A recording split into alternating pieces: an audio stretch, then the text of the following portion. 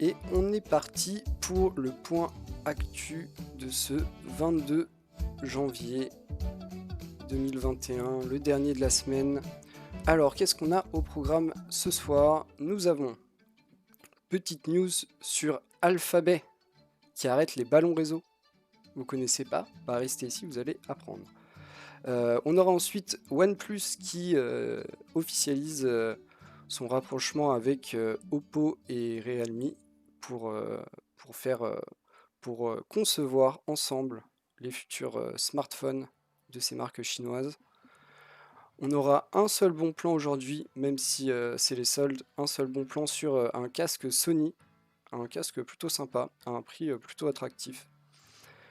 Une petite news ventilateur avec la présentation de ventilateurs plus fins à des prix plutôt sympas et surtout garantis longtemps. On verra ça, c'est Arctic qui nous présente ça. Présentation de 2 kits de water cooling all-in-one. Le premier de la marque EK qui régale pour un prix plutôt contenu, clairement, surtout pour du matériel qualitatif comme celui d'EK. Et ensuite un kit plus cher, plus grand, avec du RGB, mais pas plus de RGB, de la marque NZXT. Vraiment les modèles pas les plus haut de gamme, mais pas loin, de NZXT, qui n'est pas vraiment une marque connue pour ses prix accessibles, mais en termes de qualité, on sait ce que ça vaut, et c'est plutôt pas mal. On aura la présentation d'une souris Razer, la Naga X. Alors c'est la souris à 1 milliard de boutons, vous verrez. J'ai jamais compris un peu... Je comprends le principe, après vraiment, est-ce qu'on peut vraiment s'en servir? Pas sûr. Mais peut-être que certaines personnes y arrivent, hein, on sait pas. On peut pas se permettre de juger, mais moi c'est sûr que non. On continuera avec... de la RAM Corsair et de la RAM RGB, mais pour un prix plutôt ok pour Corsair et en RGB, et des vitesses plutôt sympas aussi. Donc pour une fois pas une annonce trop chère de chez Corsair sur sa RAM. On sait qu'ils font des prix access, mais ils font aussi des prix qui sont plutôt très élevés, du genre les kits Dominator, qui sont pas du tout accessibles. On continuera avec des 3060, les 3060 annoncés lors du CES, qui commencent à apparaître dans les listes des magasins au Royaume-Uni. Alors on commence à avoir une idée des prix, même si c'est pas chez nous, ce n'est pas la même monnaie, et maintenant que le Royaume-Uni est en plus sorti de l'Europe, c'est aussi des frais de douane différents. Donc c'est vraiment une idée qui peut être assez éloignée de ce qui se fera chez nous. Mais c'est pas très rassurant. On finira avec la 11e génération Intel qui passe au comparatif face à ses concurrents directs et à la génération précédente. Vous verrez, j'en dis pas plus. On aura un écran Philips 28 pouces 4K. En vrai, c'est pas mal, c'est un prix contenu, c'est plutôt sympa. Après, à voir à qui ça, pour qui c'est comme produit. Est-ce que c'est plus un produit pour un graphiste ou si ça peut aussi être sympa pour du gaming? Ça, on n'aura pas la réponse, mais par contre, on aura un prix et une date, et ça, c'est pas mal déjà. On finira avec une petite info insolite. Vous verrez, hein, c'est vraiment, pour le coup, c'est vraiment insolite. Ne tentez pas ça chez vous. Vous verrez, c'est surprenant, mais des gens ont des idées et ils vont jusqu'au bout. Et c'est pas mal. C'est pas mal. Le mec est doué. Ou fou. À vous d'en juger. On commence du coup tout de suite avec Alphabet. Alphabet qui met fin à ses ballons Loon, qui devaient connecter des populations exclues d'Internet, donc principalement des régions vraiment compliquées d'accès ou très éloignées de toute grande ville, enfin ce genre de truc. Si je me trompe pas, ça a été testé notamment en Nouvelle-Zélande, je crois. Je veux pas dire de bêtises, mais je crois que ça a été testé en Nouvelle-Zélande. On imagine bien qu'en Nouvelle-Zélande, c'est un peu compliqué vu la topographie pour tirer de la fibre. Donc ça pouvait être une bonne idée. À savoir aussi que c'était une filiale de Google. Je sais pas si ça a été dès le départ une filiale de Google, mais en tout cas maintenant c'est une filiale de Google. Et du coup, ils arrêtent. Ils arrêtent pourquoi? J'imagine principalement, ils disent juste que c'est pas rentable, mais j'imagine principalement parce que certaines personnes sont allées au stade supérieur et se sont dit des ballons.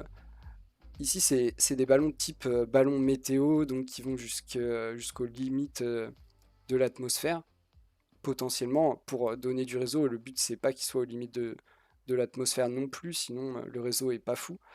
Euh, mais certaines personnes se sont dit, autant envoyer des satellites, en envoyer plein partout autour de la Terre, et ça fera le même taf pour quasiment tout le monde en même temps. Donc, euh, donc voilà, hein, et ça c'est très à la mode ces derniers temps, beaucoup d'envois de satellites pour, euh, pour permettre d'avoir un maillage quasiment complet. Enfin, certaines entreprises ont là l'objectif d'avoir un maillage quasiment complet de la planète pour avoir un internet par satellite où que vous soyez, dans n'importe quelle condition. Ce qui, sur le papier, est sympa, mais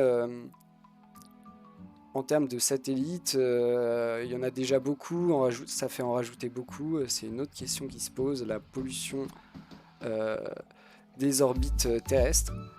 Euh, Ça, c'est. Moi, j'ai pas les clés pour répondre à ça, mais on sait qu'il y a des dangers aussi, qu'il y a déjà beaucoup de satellites, beaucoup de stations autres, et aussi beaucoup de débris.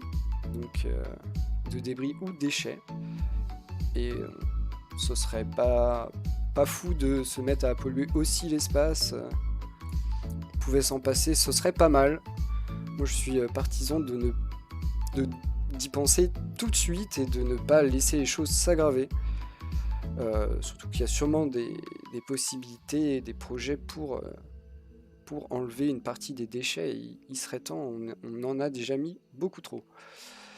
On continue avec le rapprochement de deux fabricants de smartphones chinois, OnePlus et le groupe qui compose déjà Oppo et Realme.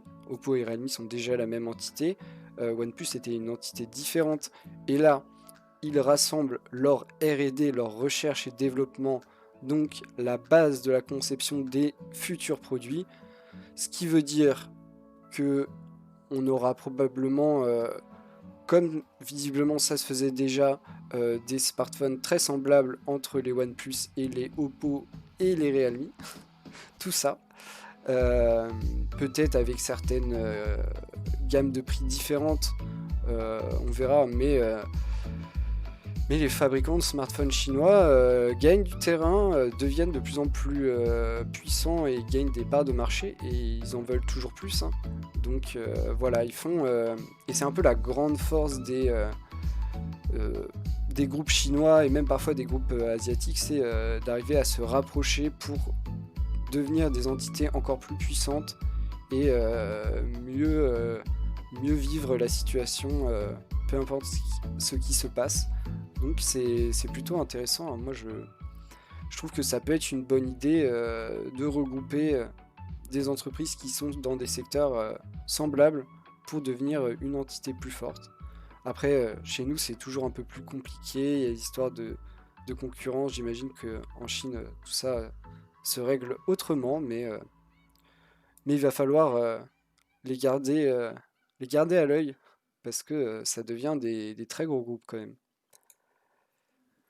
On continue avec le seul bon plan d'aujourd'hui, même si on est en pleine période de solde. Un seul bon plan, euh, ce casque Sony, le WH-CH71ON. Alors oui, ils font pas d'efforts sur les noms, ça on est bien d'accord. Visiblement ici, ici, c'est écrit partout à 100 €, sauf chez Rakuten où c'est à 90 €, incroyable. Quel est l'avantage de ce casque? C'est qu'il est déjà il est qualitatif en termes de son parce que c'est quand même du Sony. Ce sera pas le meilleur casque que vous ayez jamais eu, mais il est ok tiers. Il est sans fil, il est à réduction de bruit active, et il passe sous la barre des 100 €, donc avec toutes ces caractéristiques, c'est quand même un casque qui vaut le détour. Donc voilà, si vous êtes amateur de son, ça peut être le casque fait pour vous. Honnêtement, le produit a l'air ok, il fait peut-être un petit peu plastique, mais en termes de qualité et de confort, ça a l'air très très bien par contre. En termes de qualité de son et de confort. Et vous bénéficiez quand même de la réduction de bruit qui sera sûrement pas au niveau des meilleurs du marché, mais ce sera toujours un petit plus ajouté pour un casque qui est quand même disponible à moins de 100 €, ce qui est pas très très cher pour un casque sans fil avec réduction de bruit. Autonomie de 30 heures, donc pareil, hein, plutôt sympa en termes d'autonomie. 30 heures, vous avez le temps de voir venir. On continue avec des ventilateurs. Bon, on réinvente pas le ventilateur, il ressemble toujours à un ventilateur incroyable. Différence de ces nouveaux ventilateurs qu'on appellera Slim, et qu'ils appelleront aussi Slim d'ailleurs, c'est qu'ils passent à 15 mm d'épaisseur à la place des 25 traditionnels.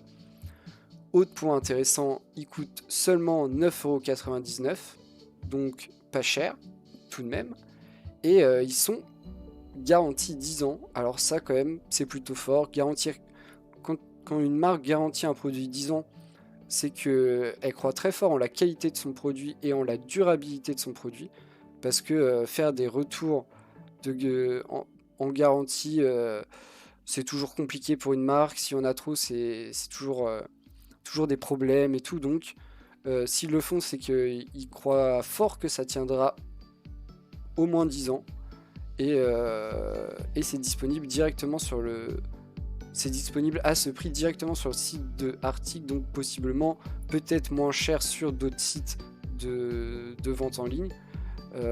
C'est des bons produits. Encore une fois, on n'est pas sur du matériel le plus haut de gamme possible. On sait qu'il y a des ventilateurs qui coûtent 3 voire 4 fois voire 5 fois ce prix là. Donc voilà, hein, restons sérieux, mais ils feront très bien le taf. Ils seront pas trop bruyants, et ça refroidira comme on demande à un ventilateur. C'est son boulot. On continue avec nos kits water cooling all-in-one. Donc on rappelle, les kits water cooling all-in-one, c'est fait pour refroidir votre processeur avec du liquide, mais c'est très simple à installer, il suffit juste de mettre des vis. En gros c'est ça. Donc c'est comme un ventirad, même principe, sauf que là c'est avec du liquide à la place de l'air. On commence avec EK qui nous présente un modèle en 280 mm. Alors 280 mm, c'est la taille du radiateur qui se trouve ici, sur lequel est monté 2 ventilateurs pour le coup de 140 mm. Et on voit ici la partie qui ira sur votre processeur, le water block, ainsi que la pompe. Et de la lumière partout. En vrai, elle est plutôt jolie. Moi, j'aime bien. Après, ça a une forme... voilà, il y a des gens qui veulent avoir des ronds, il y a des gens qui veulent avoir des carrés. Ici, on est sur un carré avec les coins un peu arrondis. Ça, c'est les goûts et les couleurs, hein. Chacun fait comme il veut. On le retrouve à 135 €, ce qui est plutôt raisonnable. Clairement, on est quand même sur un modèle 280 mm, donc qui permet un refroidissement vraiment performant, avec un silence quand même relativement convenable. 135 € pour un modèle plutôt axé haute qualité, et en plus on y retrouve la présence de RGB sur les ventilateurs et sur le dessus du waterblock. Donc en vrai ça régale, c'est vraiment, moi je trouve ça très intéressant comme tarif. Et on est sur une garantie de 5 ans et une disponibilité attendue pour mi-février. Mais franchement une gamme complète de EK en kit all-in-one allant de 120 à 360 mm de radiateur et des prix de 75 € à 229 pour les plus grands modèles avec plein de lumière, tout ça. C'est, je trouve, très contenu et très sympa. Vraiment très sympa. Après, il faudra bien sûr les essayer, mais j'ai peu de doute sur la qualité du produit, connaissant les produits que fait EK. En général, c'est quand même très sympa. On continue avec notre deuxième kit de water cooling all-in-one, donc encore une fois simple à installer. Ici on retrouve un radiateur de 360 mm, donc 3 ventilateurs 220, des ventilateurs qui n'iront que jusqu'à 1500 tours par minute pour garder un niveau sonore le plus bas possible. On y retrouve un waterblock cette fois-ci qui est rond, avec ce RGB aussi sur tout le contour et cet effet miroir sur le dessus, le RGB sur les ventilateurs, du coup les 3 ventilateurs ici. Le prix 220 €, donc ça va, si, non, ok, c'est pas mal. Moi j'aurais aimé savoir le prix du même avec l'écran sur le waterblock, c'est quand même mon préféré, je sais qu'il coûte à chaque fois une blinde, mais j'avoue, hein, c'est celui que je préfère, je trouve que l'écran est trop stylé. Bien sûr que non, il ne vaut pas son prix, bien sûr que non, bien sûr que oui, il sert à rien, mais j'avoue que voilà, hein, je suis un geek, j'aime les écrans, même dans les PC. Après, pas trop non plus, mais quand il y en a un qui est bien fait, que c'est joli, que c'est compatible avec plein de trucs, et bah moi je trouve ça sympa. Celui-là n'a pas l'écran. Il coûte 220 €, donc il est à peu près dans les mêmes gammes de prix que EK.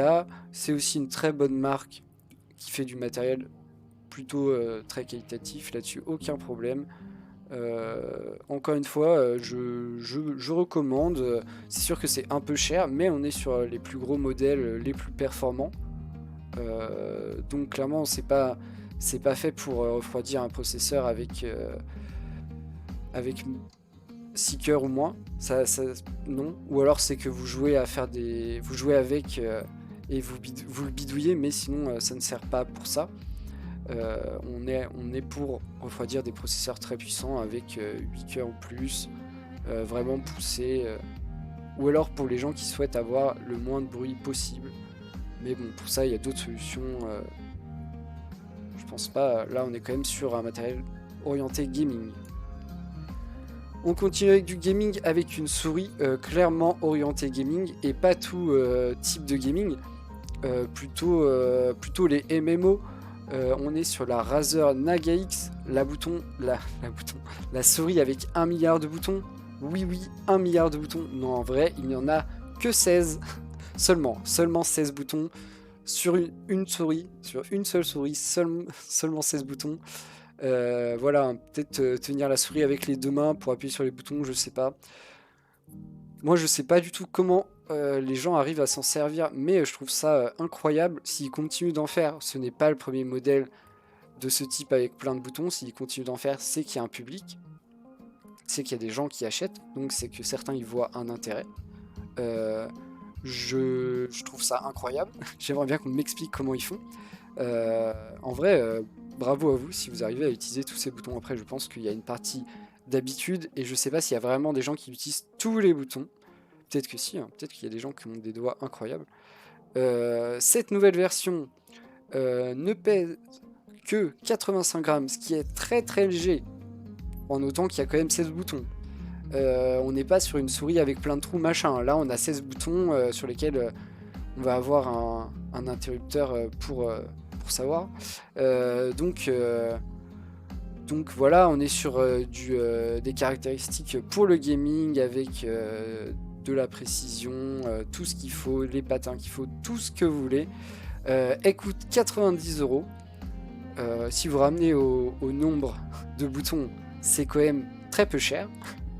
Parce que imaginez, d'habitude vous mettez quoi, 50 € dans une souris qui a allez, 4 boutons, 5 boutons. Là vous en avez 3 fois plus.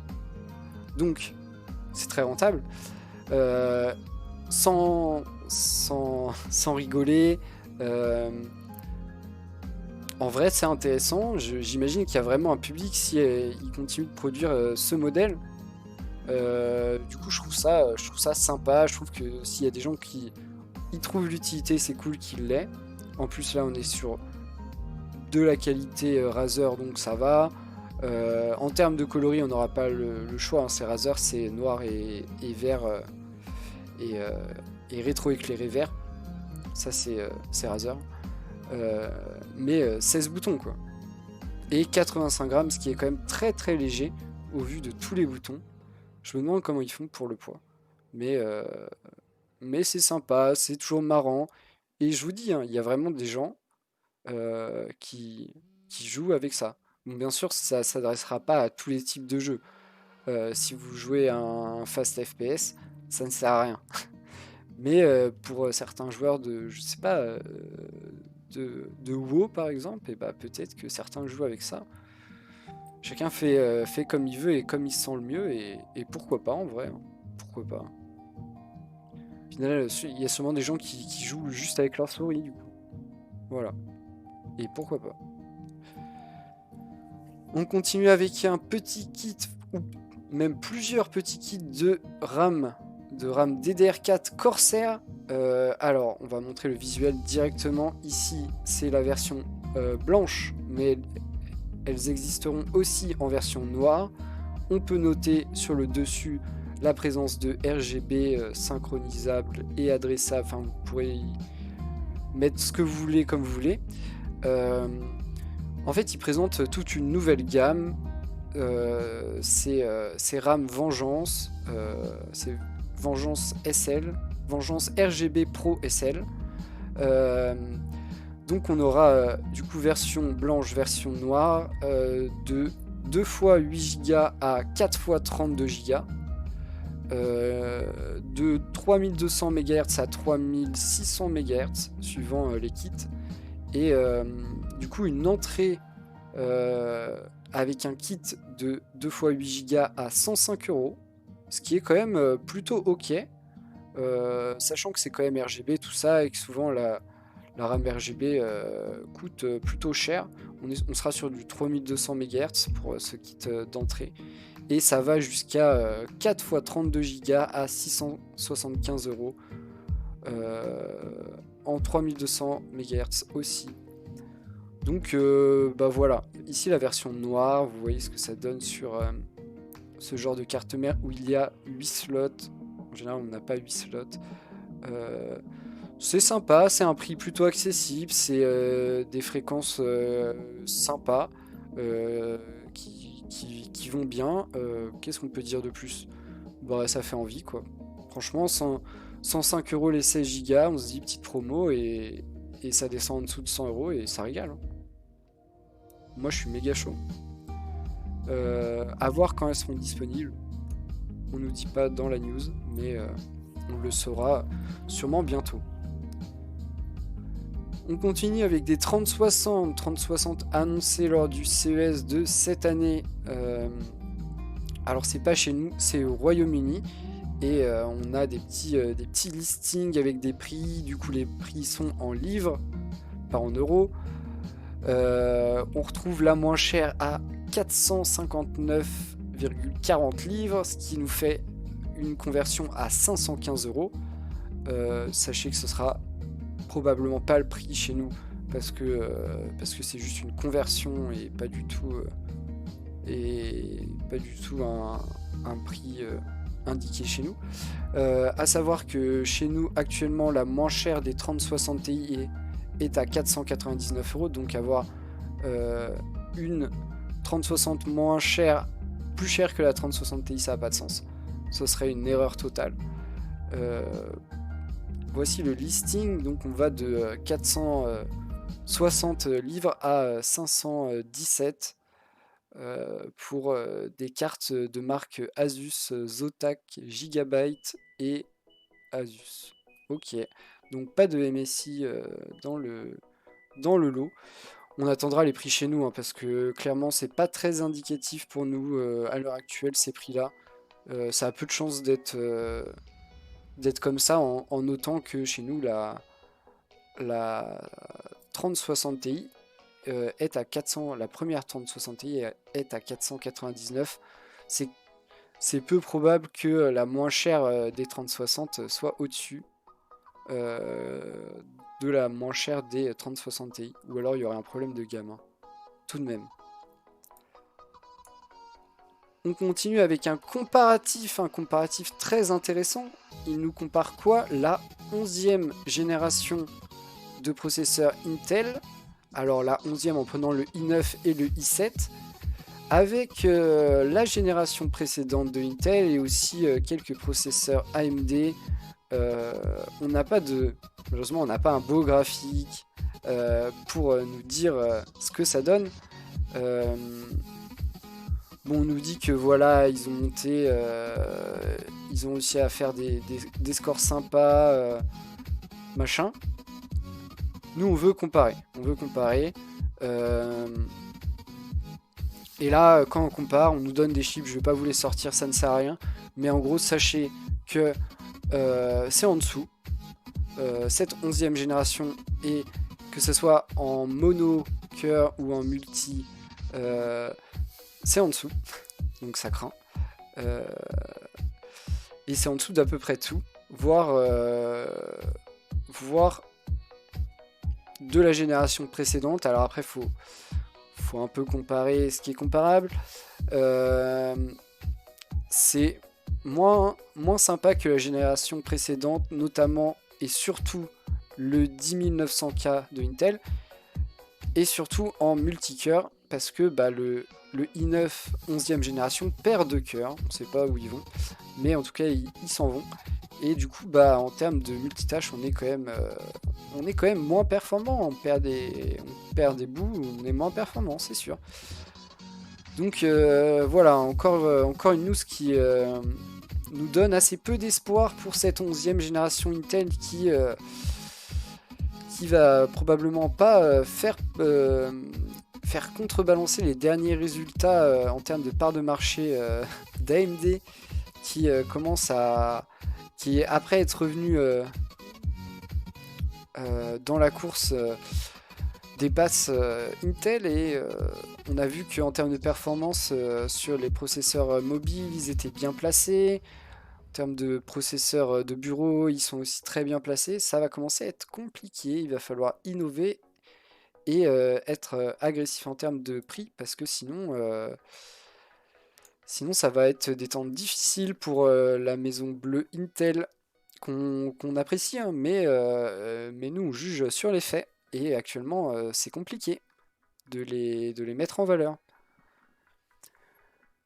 On finit avec un écran Philips. Alors Philips, c'est plus, on n'entend plus trop parler en termes d'écran. Ils font encore des télés et tout, mais on n'est plus à la grande époque de Philips.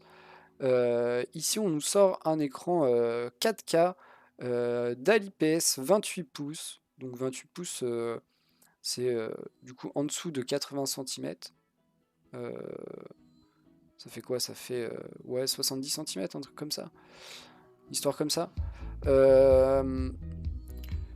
Du coup, un écran quand même assez grand, mais on n'est pas sur les écrans de télé de 1 mètre ou plus. On est sur... on ne sait pas quelle fréquence de rafraîchissement, c'est un peu le problème. Ce sera compatible Adaptive Sync, donc normalement ça ira bien avec toutes les cartes graphiques, ça c'est cool. Visuellement, il est ok sans être ultra travaillé, je trouve. Il est quand même très simple, très sobre. Et on peut noter qu'il y a des bords sur l'écran. C'est un peu le seul défaut que je peux lui donner comme ça visuellement. Après, il est juste simple. Il aura toute la connectique dont vous avez besoin, de l'HDMI, du DisplayPort, un hub USB avec 4 ports. Donc voilà, hein, la régalade à ce niveau. On a l'impression que c'est quand même plus soit un écran bureautique, soit plus pro de l'image. Ça n'a pas l'air trop d'être un écran dédié au gaming. En tout cas, il en a pas le look. Le prix 329 €, donc c'est ok. Je sais pas trop. Ouais, si ok. Les écrans 4K, ça commence à beaucoup débarquer. Ici, on n'est pas. Je pense qu'on vraiment on sera plus sur de la bureautique ou professionnelle de l'image. Après, ça reste ça a l'air d'être un bon écran, hein, clairement en termes de couleurs, tout ça, mais ça n'a pas l'air vraiment d'être du gaming. Et du coup, 329 € courant février. On attendra de voir les tests faits dessus pour savoir exactement ce que ça vaut. Mais peut-être un peu plus bureautique ou image. Peut-être image, hein, parce qu'il a quand même une bonne colorimétrie. On finit avec un truc un petit peu insolite, voire même très insolite. Alors, pour vous faire le pitch, le mec, il s'est dit... Et si je rajoutais de la mémoire sur ma carte graphique? Déjà le mec, il s'est dit ça. Donc pensez le niveau du mec pour se dire ça. Parce que personnellement, ça m'est jamais venu à l'idée d'être en mode et si je rajoutais quelques gigas de mémoire sur ma carte graphique? Du coup, lui, il a eu cette idée-là. Il s'est dit comment on fait? Alors, où est la mémoire sur ma carte? Hop, hop, hop, il a trouvé la mémoire, il les a décollés, sans rien casser, bien sûr, ce que la plupart d'entre nous n'est pas capable de faire. En fait, c'est ça, hein. Les décoller, oui, sans rien casser, non. Nous, on les aurait décollés qu'à moitié en cassant à peu près tout. Mais, lui, il y arrive, et derrière, il achète un kit sur... je sais pas quel site de vente en ligne pour doubler sa mémoire et du coup recoller, vous voyez ici, acheter des puces de mémoire, hein, c'est des puces de mémoire, et il a recollé sur le PCB de sa carte graphique. Ensuite, il a fallu faire des réglages dans le BIOS pour voilà, modifier tout ça et que tout ça marche comme il faut bien. Mais il a réussi et je pense que sur 100 personnes qui auraient essayé, peut-être 2 peuvent réussir. Donc bien joué à lui. À vous de juger si c'est un bricoleur de génie ou un savant fou. Mais juste déjà regardez ça, hein. Le mec a acheté, c'est quoi? C'est 200 $ de mémoire, de puces de mémoire. Parce que oui, ça coûte quand même cher les puces de mémoire. Et voilà, il les a collés. C'est... faut avoir le doigté, hein, clairement. Faut avoir les mains sûres. Bonsoir, Toxique. Ah, t'arrives pour la fin? T'arrives pour le moment savant fou.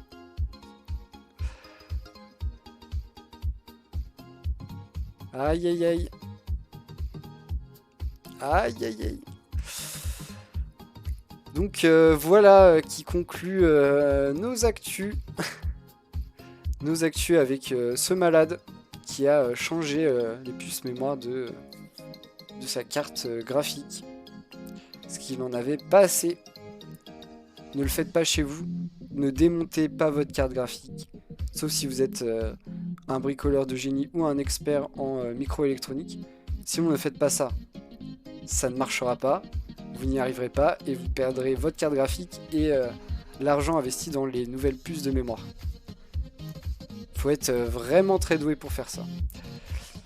Voilà, dernier point actu de la semaine, j'espère que vous avez apprécié. Aujourd'hui, pas beaucoup de news des soldes, juste un bon plan et sinon des petits trucs sympas, des petits points tech, des petits points matériels. Non, non, je me suis régalé aujourd'hui. J'espère que vous avez apprécié aussi. Et n'hésitez pas à faire de retour comme d'hab. Et, et voilà. Du coup, on se retrouvera lundi pour le prochain point Actu Hardware à 18 h. Soyez au rendez-vous.